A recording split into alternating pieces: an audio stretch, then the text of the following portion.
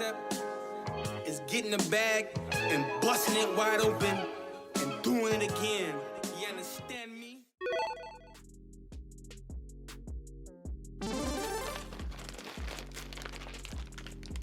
Hey you guys, it's the kid Paypa boy, and I want to welcome y'all to my sneaker room. Boom, boom, boom, boom, boom. So a lot of y'all know me for this sneaker shit, right? But I really do a bunch of other things, but this really is a part of me. So I'm gonna get deep into the story and the history of me and what me and sneakers got going on.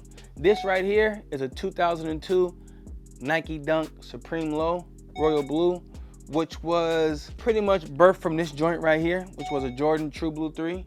When Supreme had dropped these, they were paying homage to the black cement 3s. That's why they did this colorway.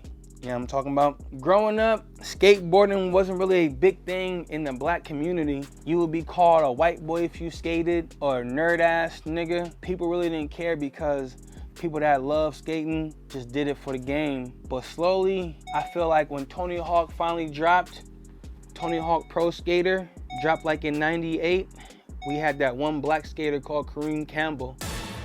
And the reason I'm telling you the story is gonna lead into what I'm holding right here. So when that happened, that became one of the greatest games ever on any console except Game Boy. Introducing Game Boy. That let the black community accept skating. And that's when the black community, on a heavy tip, right after like Pharrell came through with BBC, and then the Clips kind of like pushed the skateboard, you know, theme, and then Lil Wayne kind of jumped on it. That's when like the black community fully accepted skateboarding. And for those who didn't know what Nike SB meant, Nike SB means Nike Skateboarding, and their first opening was 1999 is when Nike had dropped their skate team.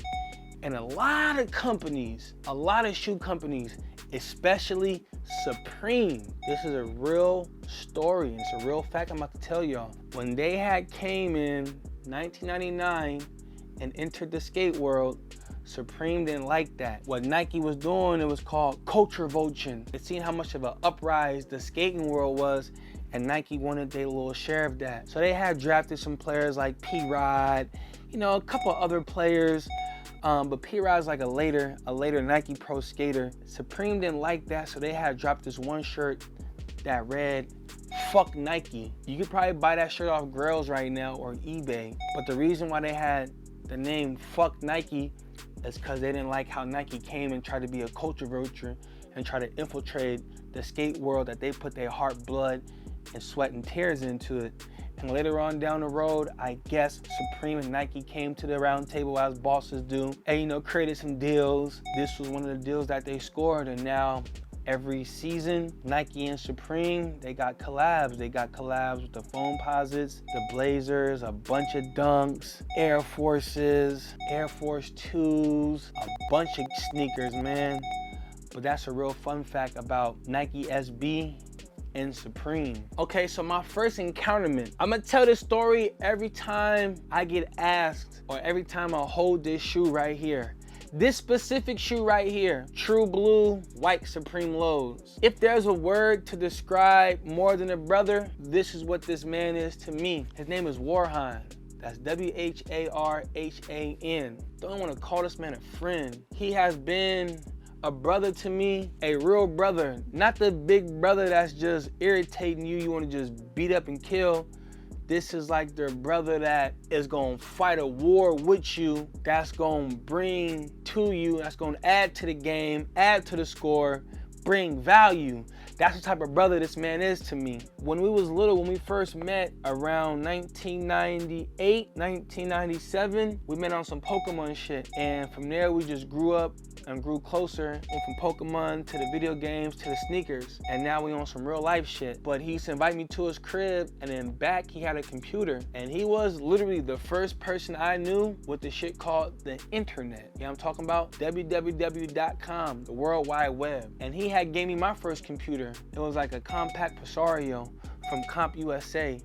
I remember that computer used to cost like $500, but he had gave me my first computer, and he had put me on with this website called NikeTalk.com. And that's when I really fell in love with this whole sneaker game. And before we had social media, phones with cameras, people would have the digital cameras and upload the photos to this website, and we'd check out people's shoe collections. He would invite me to his crib, and in the back, his parents had built him like a back room, like a whole back part of the house. It had like a lounge area. We had his computer and his TV at with the video game setup. And right there to the right, he had his bedroom. I had walked into his bedroom because he also had a computer set up in there too, like a faster computer. And he was holding his shoe just like this, looking at it just like this. I said, bro, what is that? It's like, man, these some Nike Supreme SBs. These going for like 400 bucks. And I'm like, damn, 400? And that was a lot, like in the early 2000s, like, 99, 2000. So it wasn't the year 99, 2000, because these came out in 02.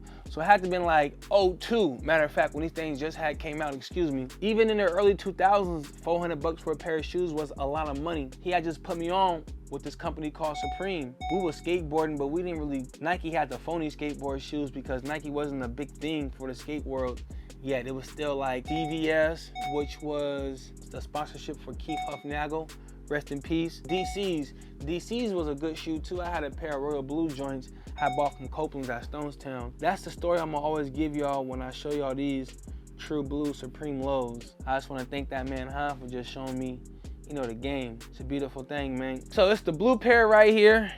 And then right here, I got my used pair right here, which is the black cement joints. You know what I'm talking about? These shoes go for about an arm and leg now. But like I said, I'm first generation SB era, where shit like that was like 300 bucks for a DS pair. I'm gonna keep it 100 with you. I bought these for 500 bucks about 5 years ago, and I could sell this pair for a soft 18 to 2,000 for these right here. No heel drag, pretty much all the stars still on under the toe box. We still in good condition. But I'm trying to show y'all, let me see. This right here, DS pair right here, Yeah, boy, you see that? Supreme lows, if you know, you know. Shout out to my man, Scott, AKA Sneaker Slut. He did not sell me these shoes. That motherfucker just used to have a bunch of these. I remember at one point in time, he was the only cat that was buying up all the Nike Supreme lows, because that motherfucker knew what was gonna happen. And what happened? Definitely happened. These right here, at least a soft 6,000 for a pair of these. At least. Might even be 10,000 now. Not only that, it still got the factory laces in the bag right here, an extra pair of black joints.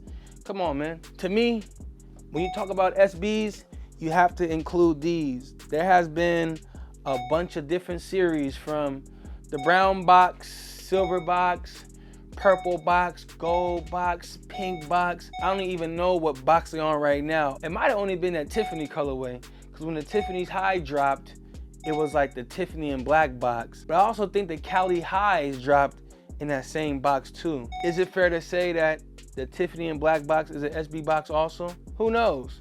Shout out to them though. But like I was saying, when you talk about Nike SBs, like really talk about this, you have to include these joints. You have to.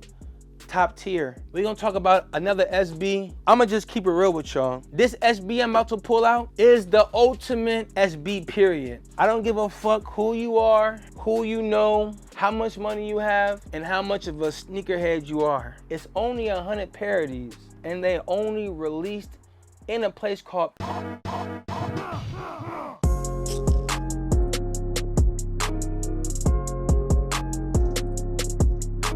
Perfect.